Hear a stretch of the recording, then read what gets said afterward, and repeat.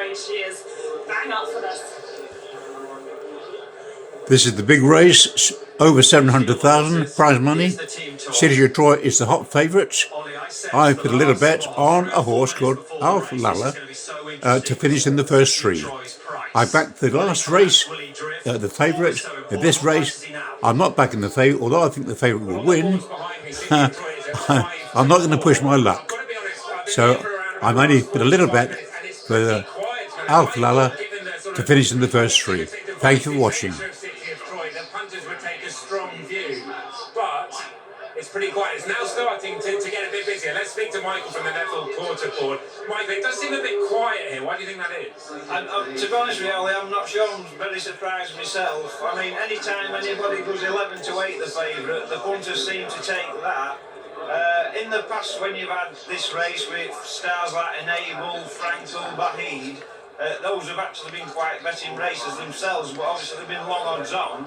But this is odds against, and brilliant horses in opposition as well. I expected all 7 races to be knocked over, but unfortunately so far that's not the case. But as soon as any of you go 11 to 8, punters come in for it. Yeah, as soon as we go 11 to 8, that's taken. Any in opposition that are being backed? There's been a bit of money for Calandigan at 15 to 2, but apart from that, very small, very surprised.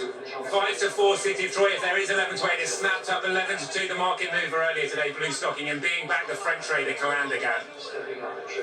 Christophe Lemay, how are you, my friend?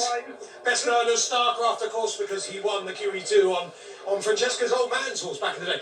Terezza, disappointed in the Tenno show last time. Should we ignore this horse or not, Christophe? Yes, I think so. No, we shouldn't ignore it. No, you should ignore his last performance. Yeah. But not today. Not today, no. I think the horse is very talented. He's got plenty to show today, and he will find a good track condition for him, long straight. So he will be comfortable here. So I'm quite confident. Good luck, Starcraft. Thank you. Good luck to the millions watching in Japan. Here's the favourite. The two being backed each way, Alflela and Isra, the two Shadwell horses. Back in a moment ahead of the Juddmonte International. We're into the final bend of the Coral Fan Derby, where racing lovers of the UK are in a spectacular contest. And what's this? He's shaking his phone like it's a pocket-sized maraca. They're all getting rewards now. He's shaking it, she's shaking it, they're all shaking it. Play the free Coral Rewards Shaker to win guaranteed daily rewards and offers.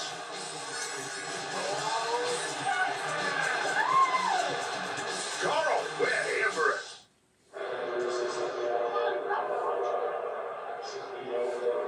There's Alflela in a shot. City of Troy just went out a shot. But look, City of Troy was first on this year in the Guineas. Now, the excuse for the Guineas was his behaviour in the stalls, or one of the excuses. Keep an eye on Ryan Moore. You'll see his head bob forward here in a second as City of Troy jumps forward. You can see him over there in stall 2. He's getting a little bit unruly, but look, that was the excuse. Didn't look too bad to me. Next up, we saw him in the Derby. 2 stable companions went forward. Really strong run race. Gets an unbelievable run down the inside of runners to get himself to the front inside the 2. And it was stamina from here home.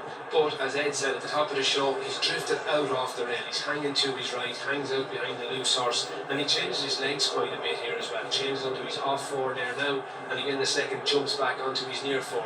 But he never drifts back down towards the rail. The camber and Epsom should throw you down to that rail. He never went down there. And then in the Eclipse, he was a little bit keen early in the race. They weren't going that quick. And when this race got hot, it got up to 37 miles an hour. That's not a huge speed for a 1.25 mile race. And again, City of Troy hung off to his right. Ryan Moore was a really strong hold to him, and he drifts all the way across. Now, Ryan had tried to go up the middle of the track on City of Troy. He ends up over against the far rail, and this race stalled all the way to 32 miles an hour by the middle post. It was workmanlike. City of Troy to me is a horse with pace, with a cruising speed. I expect Hans Andersen to go fast, and I think they'll have to go really quick if he's going to win. And people wondering if he'll put down that statement performance today. For me, 2 of the statement performances of the season have come from 2 Francis Grathard horses, Goliath, Adele and Ascot, and this performance, Calandigan at the Royal Meeting, I thought was absolutely brilliant. Yeah, I mean, this horse has been going up for the levels so well, and he showed a bit of versatility this day as well as regards the ground, because it was quicker ground, and it's so hard, isn't it, to think, did he he take advantage of a pace collapse? He was very, very strong at the finish. The form hasn't quite worked out with Space Legends, so it's hard. Like, the way he finished his race, it was like, wow, there's not many horses that can obviously go to Royal Ascot and win by 6 lengths. But the form But I was like you, I was thinking, was he the beneficiary of a pace collapse? The horses behind not that good, it was a Group 2, Group 1 level here, but the way he kept going and he put distance between himself and the others, and actually look at the time, the sectionals, he wasn't really slowing down, as in he maintained solid sectionals throughout. And the way he's been going up through the levels, you know, he's not like a horse who we've kind of seen at the very, very top level, but he seems to be going through the levels very, very well. So, yeah, he could still be well improving. Back to the ring, Ollie. Just hearing Ed, Blue Stocking is the best backed horse in this race, and the 11-2 we saw earlier has gone at 5-1. There is one more. Neville Porter still going 11-2 about Blue Stocking. Duretz is the interesting one, 40-1 behind me, but in Japan on the toe, with millions watching in Japan, that horse will be second or third favourite, but a big price here on the rails. News from here is that Blue Stocking, ahead of the Judgment International, is the best backed horse of the race. Let's join Fitzy at the start. Yes. Thank you, Ollie. Yeah, it's quite interesting. The Barry Doyle contingent, along with Jim Crowley and Al Fela, were a little bit later down than the others. They seem to take their time getting the push. Just have a look at Ambiente Friendly, just in front of us here. They've just taken the red hood off him. He was one of the first horses down here. Just starting to get a little bit warm. I wouldn't be concerned. At the moment, it all looks well down here. Right, the best bets in the race. As we look at the betting, Adele, you go first. I think City Troy will win, but I've got to give Al Flavor a nice each-way chance because he absolutely loves it here at York. He won 2 with the Skybet York Stakes. He's won the Strensel Stakes here. I have to say he's an out-and-out warrior. You don't get many horses like him. You know, he's had his issues, he's had his injuries, but my word, is he game and is he tough, and he showed that when he beat King's Gambit last time out. So Al Flavor for an each-way for me. Twice over did that double from the York Stakes to here in 2006. Jason, the best bet in the race is? Maljoom each way, stepping up in distance for the first time. I think he's a bit of a monkey. I don't think I've ever seen him go into what we often call the red zone. He might get his ideal setup today to put his best foot forward. Francesca? Duretto, 28-1, the Japanese raider. He looked really well. All 3 of us have said he caught the eye in the paddock. Japanese horses are very tough. There could be a lot of tempo on him. He'll stay, he'll like the ground, which they often don't get when they come over on their raids here. I mean, also, Zaraken's a big price, second in the Prince of Wales to August Rodin. Nothing to say that he can't run a good race. But what about the tempo and what we've learned today with the wind, with the fast times, the quick ground, where you want to be positioned in the race? Because it's going to be hard to come from behind. Put into perspective, Jason, what we're about to see. Well, it's called the Judgment International, and they certainly have come from far and wide. As the Japanese St. Ledger winner, a classic winner himself, they've all come to take on our very own Derby winner, who we're expecting and needing to produce a run up in the 130s. So how do you win this as a jockey? Where's the ideal place to be positioned? We all know about tempo. Look, it's got to be even, but as we've seen so far, trying to make up ground on a speed favouring track like this is nigh on impossible. Here is Narcissus Ghostwriter for Jeff Smith, who won this with the Arabian Queen at 50-1, beat the Derby winner with Golden Ball. Then there's Docklands and Hayley Turner, who was second in the Queen Anne. Here's the French horse, one of the 2 French horses, Calandagan. The French haven't won this since 1987 with Triptyque. There's City of Troy in the dark blue. Here comes the filly Blue Stocking, who won the Pretty Polly, looking to be the 7th filly to win this. Maljoom goes forward. Nearest us is Ambiente Friendly. And the last one forward is the Japan Raider for the Judgment International in the company of Richard Hollis. So Duretto is the last one. Completing the line, Judgment International field are all set. And they leave the stalls. Docklands and also Al Flavor were both noticeably slow away, and they've given quite a lot of start. City of Troy has jumped out alertly, and Hans Anderson, the stable companion, as once again the O'Brien horses are well to the fore.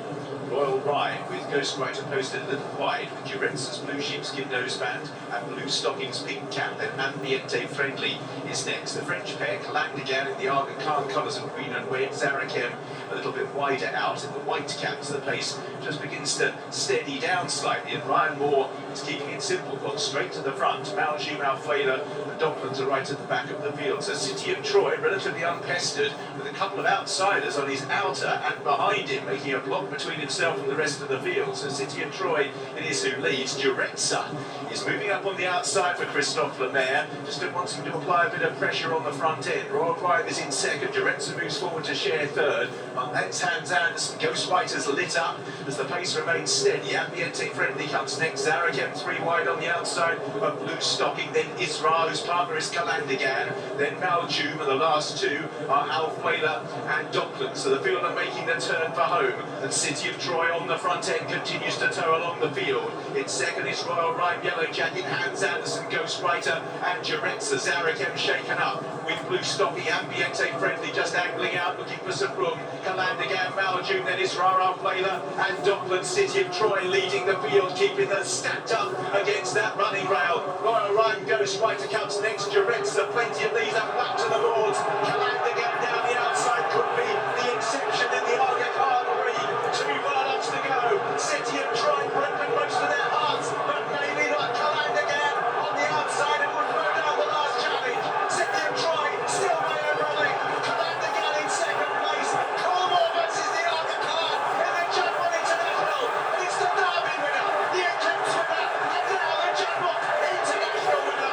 City of Troy who beats Kalandigan and Ghost Rider in a clean sweep for the younger generation.